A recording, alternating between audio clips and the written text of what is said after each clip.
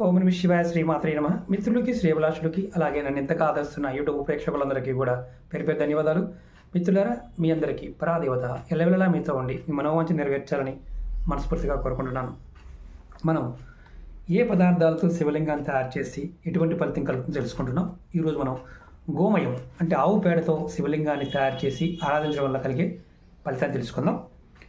ముఖ్యంగా ఎవరైతే ఐశ్వర్య ప్రాప్తి కోరుకుంటారో వారు ఈ ఆవు పేడతో శివలింగం తయారు చేసుకోవాలి.